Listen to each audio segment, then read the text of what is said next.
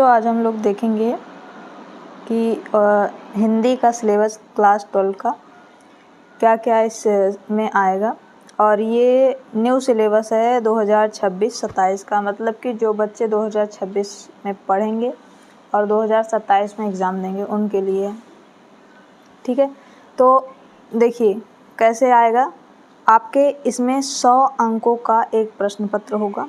ठीक है, न्यूनतम उत्तीर्णांक मतलब होता है पास्ट मार्क। इसमें आपको 33 अंक अगर आ जाएगा आपको तो आप पास हो जाएंगे ना, और उससे ज़्यादा होगा तो और अच्छी बात है, परसेंटेज आपका अच्छा बनेगा। टोटल आपका 100 नंबर का रहेगा। ठीक है, तो इसमें अगर सिलेबस देखें तो 4 यूनिट में है। तो पहला यूनिट है इकाई 1 में हिंदी गद्य साहित्य का इतिहास, जो आपका आगे नहीं दिया है वो गद्य साहित्य का इतिहास, तो उसमें से 5 अंक आएंगे। उसके बाद फिर गद्य खंड से आएगा 15 अंक का, फिर कहानी से आपका 5 अंक का आएगा। इकाई 2 में आएंगे तो हिंदी पद्य साहित्य का इतिहास। पद्य साहित्य आप जब पद्य खोलेंगे तो आगे एक ऐसे पैराग्राफ मतलब 2-3 पेज का लिखा रहेगा ऐसे, और इसमें आपको क्या करना होगा, उसको पढ़ना होगा। फिर MCQ दिया रहेगा आपको उसके पीछे 2-3 पेज में, उसी MCQ को देखना होगा। फिर उसी से 5 क्वेश्चन ये बनेंगे। ठीक है, और उसके बाद फिर पद्य खंड आएगा। पद्य खंड आएगा मतलब आपको एक पद्य दे दिया जाएगा। ठीक है, आपको पद्य दे दिया जाएगा और उस पद्य से आप क्या करेंगे, पद्य पढ़ेंगे और उसका व्याख्या वगैरह जो होता है वो लिखेंगे, और जो प्रश्न पूछा जाएगा उससे वो लिखेंगे। ठीक है, तो पद्य खंड हो गया और उसके बाद खंड काव्य आएगा। ठीक है, खंड काव्य क्या होता है, जैसे हमारे उत्तर प्रदेश के सिलेबस जौनपुर में अगर देखा जाए तो जौनपुर में आपको है मुक्ति यज्ञ, जो कि गांधी जी का है, वो खंड काव्य है। जैसे अगर कक्षा 10 के लिए सिलेबस में देखा जाए खंड काव्य, तो वहाँ कर्ण खंड काव्य था और यहाँ पर मुक्ति यज्ञ है। उसी तरह अगला, ये सब दूसरे ही इकाई में आएंगे। चौथा क्या है कि काव्य सौंदर्य के तत्व। ये सब काव्य सौंदर्य के तत्व मतलब जो अलंकार और छंद रस ये सब होते हैं। ठीक है, ये सब हो जाएगा। तो दूसरी इकाई में इतना आएगा, और तीसरी इकाई में देखेंगे तो तीसरी इकाई में आपका संस्कृत खंड आएगा। संस्कृत खंड से आपको 14 अंक के क्वेश्चन बनेंगे। 14 अंक के क्वेश्चन क्या होगा कि उसमें गद्य होगा, पद्य होगा। ठीक है, और गद्य होगा और पद्य होगा, और उसके क्वेश्चन मतलब उसमें क्वेश्चन भी बनेगा, और प्लस में आपका उसका अनुवाद बताना होगा। ठीक है, और फिर इकाई 4 में आएंगे तो आपको निबंध लिखना होगा, जो कि 9 नंबर का आएगा। ठीक है, पत्र लेखन आएगा जो 6 नंबर के आएगा। ठीक है, व्याकरण आएगा व्याकरण 10 अंक का आएगा। 10 अंक का व्याकरण वही आपको समरूप व्याकरण में आपको आएगा, जैसे समानार्थक शब्द आएगा, वाक्य का शुद्धिकरण आएगा, छंद रस अलंकार ये सब भी आ सकते हैं, और काफ़ी सारे और भी, जैसे विलोम आएगा, पर्यायवाची आ सकता है, मुहावरे आ सकते हैं। ठीक है, और लोकोक्तियाँ, वाक्य में प्रयोग, ये सब आ सकता है। किसमें आ सकता नहीं आएगा, अभी हम लोग देखेंगे रियल क्वेश्चन पेपर कैसे होता है। ठीक है, और इसी इकाई 4 में चौथा है अपठित गद्यांश एवं पद्यांश, मतलब एक ठो आपको गद्यांश पद्यांश देगा, और उसमें से आपको क्या हो जाएगा ना कि उसमें से 4-5 क्वेश्चन ऐसे देगा, और आपको उसका आंसर लिखना होगा। ठीक है, तो आगे देख लेते हैं कि कैसे बनेगा पेपर।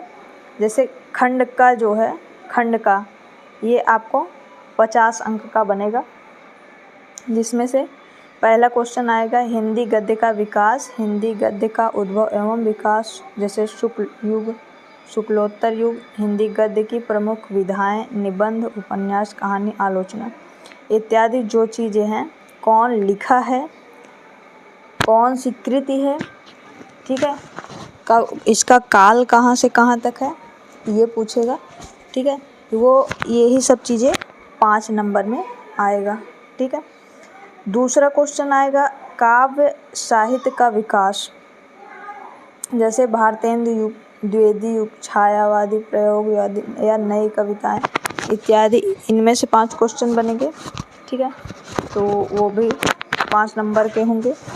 अगला है, तीसरा आएगा कि पाठ्यक्रम में निर्धारित गद्यांशों पर आधारित प्रश्न पत्र। आपको गद्यांश आएगा। ठीक है, और गद्यांश से क्वेश्चन बनेंगे, क्वेश्चन से आपको आंसर देना होगा। ठीक है। चौथा है पाठ्यक्रम में निर्धारित पद्यांश पर आधारित 5 प्रश्न। तो पद्यांश आएगा, पद्यांश मतलब वही काव्य। ठीक है, तो काव्य आएगा, तो उससे भी ऐसे 5 क्वेश्चन बनेंगे और प्रत्येक क्वेश्चन क्या होगा ना 2 नंबर का रहेगा। मतलब आपको 10 नंबर गद्यांश में, 10 नंबर पद्यांश में मिलेंगे। ठीक है। 5वां क्वेश्चन क्या हो जाएगा, 5वें में हो जाएगा पाठ्यक्रम में निर्धारित लेखकों। अच्छा, एक होता है ना उनका जीवन परिचय आएगा, एक गद्य से आएगा और एक ठो पद्य से आएगा। ठीक है, तो गद्य में जो जो कवि हैं उनका आपको जीवन परिचय याद करना होगा और पद्य में जो जो कवि हैं उनका आपको जीवन परिचय याद करना होगा, उसमें से एक आएगा। ठीक है। 6वां क्या है कि पाठ्यक्रम में निर्धारित कहानियों का सारांश। अच्छा, एक कहानी आएगी और उसका आपको सारांश लिखना होगा। सारांश कैसे लिखना, कुछ हेडिंग डालना होगा, हेडिंग में आपको कुछ कहानी लिखनी होगी, फिर दूसरी हेडिंग डालना होगा, फिर कहानी लिखनी होगी, फिर दूसरी हेडिंग डालना होगा, फिर कहानी लिखनी होगी। ठीक है, कुछ इस तरह से सारांश बना के आपको कहानी का लिखना होगा, मिनिमम 80 शब्दों में। ठीक है, और अगला है कि 7वां क्वेश्चन पाठ्यक्रम में निर्धारित खंड काव्य। वही खंड काव्य मतलब अभी हम लोगों ने बता दिया, खंड काव्य मोटा मोटी में आगे देख ही लिए। फिर खंड खा आएगा। ठीक है, खंड खा में ये 50 नंबर का होगा। तो खंड खा में क्या हो जाएगा, 8वां क्वेश्चन, कुल 14 क्वेश्चन होते हैं। 8वां क्वेश्चन में पाठ्यक्रम में निर्धारित संस्कृत, देखो एक संस्कृत का गद्य आएगा और एक संस्कृत का ही पद्य आएगा, क ख ऐसे देगा। ठीक है, और आपको क्या करना होगा ना, उसका अनुवाद लिखना होगा। ठीक है, अगला है, तो ये दोनों 7-7 नंबर के होंगे। ठीक, अगला 9वां आएगा लोकोक्तियाँ एवं मुहावरे और वाक्य प्रयोग, इसको लिखना होगा 9वें में। 10वें में आपठित गद्यांश आएगा। पहले ये संस्कृत में पहले था तो उसमें संधि वगैरह आता था ना, संस्कृत भी पीछे चैप्टर है, तो संस्कृत कट गया है, तो अब आते हैं आपठित गद्यांश या पद्यांश, कुछ भी आता है। ठीक है, और 11वें क्वेश्चन में, 11वां क्वेश्चन जो है पार्ट बाय पार्ट है। जैसे शब्दों में सूक्ष्म अंतर, सूक्ष्म अंतर जैसे अभिराम दे दिया, अभिराम और अविराम दे दिया, अविराम। ठीक है, बोलेगा दोनों में क्या अंतर है। जैसे अविराम मतलब होता है सुंदर और अविराम मतलब बिना रुके हुए। ठीक है, तो कुछ इस तरह के वर्ड जो आएंगे वो होंगे। इसी तरह ख जो है ये आएगा अनेकार्थी शब्द। अनेकार्थी शब्द में जैसे आपको 2-3 वर्ड देगा, बोलेगा किन्हीं 2 का लिखो या किन्हीं 1 का लिखो। ठीक है, जैसे द्विज दे दिया, द्विज बोलेगा द्विज का अनेकार्थी शब्द कौन कौन से होगा। जैसे द्विज मतलब ब्राह्मण होता है, द्विज मतलब पक्षी होता है। ठीक है, इसी तरह 2-3 आपको लिख देना। और अगला है ग है अनेक शब्दों के लिए एक शब्द, मतलब अनेक शब्द के लिए एक शब्द। एक ठो आपको वाक्य दे देगा। ठीक है, और उसका एक शब्द बना के लिखना होगा। जैसे जिसका पति मर गया हो, जिसका पति मर गया हो उसको विधवा कहा जाता है। क्या कहा जाता है, विधवा। ठीक है, तो उसी तरह आपको ऐसे देगा और आपको एक वर्ड में लिखना होगा। 8वां घ क्या कह रहा है, वाक्यों में त्रुटि मार्जक। जैसे आपको ना 2-3 वाक्य देगा, बोलेगा इसमें क्या गलती है। जैसे बोला जाए राम और सीता जाती हैं, तो ऐसे ये क्वेश्चन गलत है। इसका सही कैसे बनेगा, राम और सीता जाते हैं, बहुवचन में बनाना होगा। जाती हैं मतलब कि दोनों लड़की के लिए यूज कर दिए हो। ठीक है, तो वही मतलब लिंग वचन या कारक या काल या वर्तनी, कहीं पर त्रुटि होगी उसको आपको सुधार के लिखना होगा। इसी तरह 12वां क्वेश्चन आएगा। तो 12वां क्वेश्चन में क्या होगा, काव्य सौंदर्य के तत्व। काव्य सौंदर्य का मतलब काव्य की जो शोभा बढ़ाते हैं, कौन कौन शोभा बढ़ाते हैं, जैसे हुआ आपका रस, है ना, अलंकार, ठीक है, रस, अलंकार और छंद, ये तीनों में से आएगा। और इस बहुत अच्छी बात है कि इसमें कौन कौन सा रस आएगा दे दिया है आपको। श्रृंगार रस आएगा, करुण रस आएगा, हास्य रस आएगा, वीर रस आएगा, शांत रस आएगा। बस इतने ही रस आपको पढ़ना होगा। और इसका मतलब इसका जो लक्षण होता है, लक्षण मतलब जानते हैं आप लोग, परिभाषा जो बनती है वो, और इसका एक उदाहरण देना है और हाँ, उदाहरण दे के उसको समझाना है, ठीक है। और फिर अलंकार में, अलंकार दो तरह का होता है, एक शब्द अलंकार होता है, एक अर्थ अलंकार होता है, ठीक है। तो शब्द अलंकार में आपको क्या करना होगा, अनुप्रास, यमक और श्लेष, ये 3 ठू पढ़ना होगा, 3 ठू, और उसको लिखना होगा। उसका एक उदाहरण, जैसे कनक कनक प्रसवगम्य मादक अधिका यमक अलंकार है, क्यों है वही बताना है कि क्यों है, क्योंकि 2 शब्द एक ही तरह से आए हैं, कनक कनक, लेकिन दोनों के अर्थ अलग अलग हैं, इसीलिए यमक अलंकार है, ठीक है। तो इसी तरह आपको बताना। और अर्थालंकार में आपको उपमा पूछ सकता है, रूपक पूछ सकता है, उत्प्रेक्षा, भ्रांतिमान, संदेह, यही इतने में से मतलब आपको देगा ना, ऐसे एक ही क्वेश्चन देगा, एक ही क्वेश्चन में या तो आपको ये दे देगा या तो ये दे देगा, बोलेगा दोनों में से किन्हीं एक का लक्षण और उसका उदाहरण लिखो। ग में छंद मात्र, छंद जो आएगा, तो छंद में आपको देखो, छंद 2-3 तरह का होता है, वार्णिक, मात्रिक और मुक्तक छंद होता है, लेकिन हमको सिर्फ मात्रिक छंद पढ़ना है। उसमें 2 चौपाई, दोहा, सोरठा और कुंडलिया, बस इतना ही पढ़ना है, जिसमें से आप लोग चौपाई जानते हैं, दोहा, सोरठा भी जानते हैं, ठीक है, कुंडलिया भी जानते हैं। तो एक बार पढ़ लीजिएगा, बस काम ख़त्म।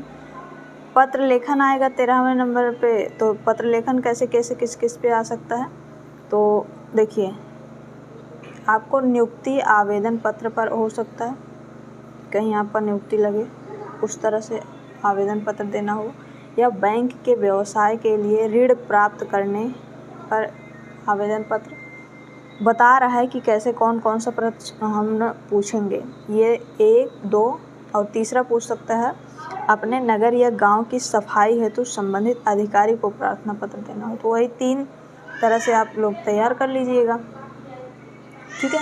बस इन्हीं तीनों से आपको सिलेबस में दिया है कि इन्हीं तीनों की तरह हम पूछेंगे, बस यही आपको तैयार करना। फिर आगे आएगा आपका 14वां क्वेश्चन बनेगा। तो 14वां क्वेश्चन में आपको निबंध देगा। ये सारा चीज़ आपको देखिए, विज्ञान पे, वाणिज्य पे, शिक्षा पे, कृषि, सामाजिक और राजनैतिक चेतना, यातायात के नियम, जनसंख्या, स्वास्थ्य, शिक्षा, पर्यावरण से संबंधित जो भी बनेगा, ये सारा आपके बुक में दिया हुआ है। एक भी शब्द कहीं डिक्शनरी, गाइड वगैरह से, आपको सीरीज वगैरह से खोजना नहीं होगा, सारा आपके बुक में दिया हुआ है। अब हम लोग देख लेते हैं ना सिलेबस क्या क्या है, तो पढ़ने के लिए, ठीक है। सिलेबस में अगर देखेंगे पाठ्यक्रम में, तो गद्य है तो निर्धारित पाठ्यक्रम, अगर गद्य में क्या क्या पढ़ना है, तो वासुदेव शरण अग्रवाल जी का राष्ट्र का स्वरूप पढ़ना है, हजारी प्रसाद द्विवेदी जी का अशोक के फूल पढ़ना है, प्रोजी सुंदर रेड्डी जी का भाषा और आधुनिकता पढ़ना है, और APJ अब्दुल कलाम जी का तेजस्वी मन के संपादित अंश पढ़ना है, कन्हैयालाल मिश्र प्रभाकर जी का रॉबर्ट नर्सिंग होम में, इसको पढ़ना है, और हरिशंकर परसाई जी का निंदा रस पढ़ना है। इतना आपका गद्य में पढ़ना है, किसमें, गद्य में। और इन्हीं सब का जितना सिलेबस में दिया है, इन्हीं सब का आपको जीवन परिचय भी याद करना होगा, ठीक है।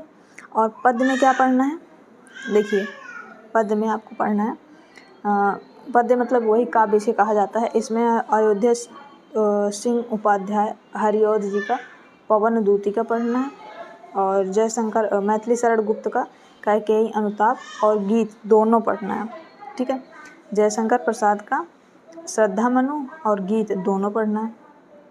सुमित्रानंद पंत जी का नौका विहार बापू के प्रति और परिवर्तन, ये पढ़ना होगा। और महादेवी वर्मा जी का गीत पढ़ना होगा। आप बोलेंगे गीत कितना है, 3 ठो है, ये रहा ये रहा ये रहा, 3 जने गीत है। और छठवां रामधारी सिंह दिनकर का अभिनव मनुष्य और पूर्वा उर्वशी, ये तीनों पढ़ना है।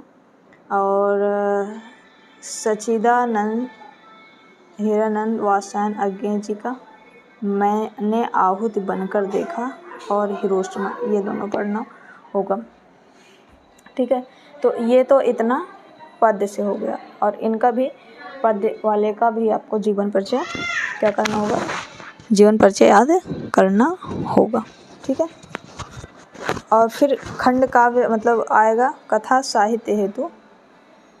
ठीक है, कथा साहित्य हेतु आएगा।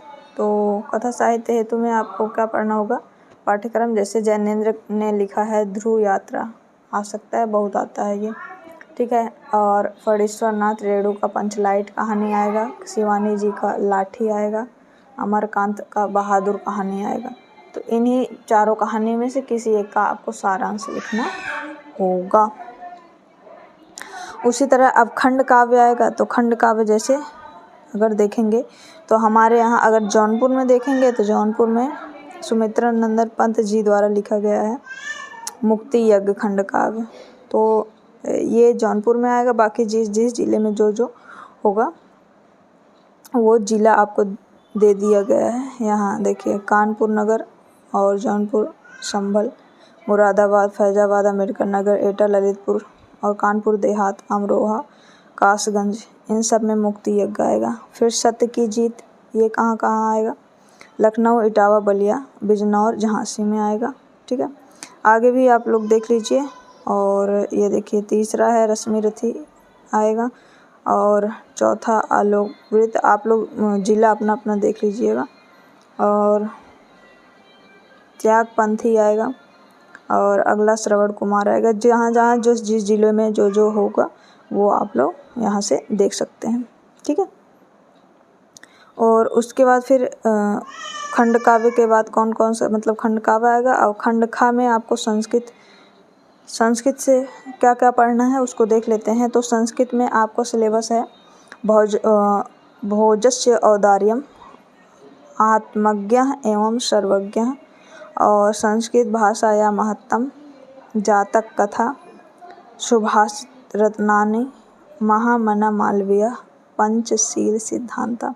ये 7 चैप्टर आपको संस्कृत से पढ़ना होगा।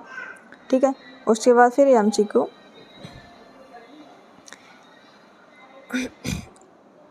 उपचारात्मक शिक्षण हेतु आपको ना एमसीक्यू दिया होगा, तो फिर एमसीक्यू लगा लीजिएगा।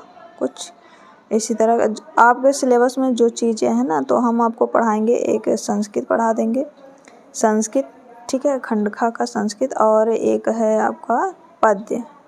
ठीक है, ये क्योंकि बच्चों को इसी में दिक्कत होता है। बाकी आप लोग गद्य जो होता है वो कहानी तो आप लोग पढ़ ही लेंगे। ठीक है, ये जो काव्य है, ये जो चैप्टर है ये पढ़ा देंगे। और एक है आपका जो व्याकरण है, तो व्याकरण भी आप लोग को हम पढ़ा देंगे। तो बाकी जैसे ये व्याकरण हुआ ना, ये वाला कौन कौन सा 12वां क्वेश्चन है, तो 12वां क्वेश्चन पढ़ा देंगे। बाकी आप लोग फिर उसको सारा कहानी ही तो है, कहानी आप लोग बुक से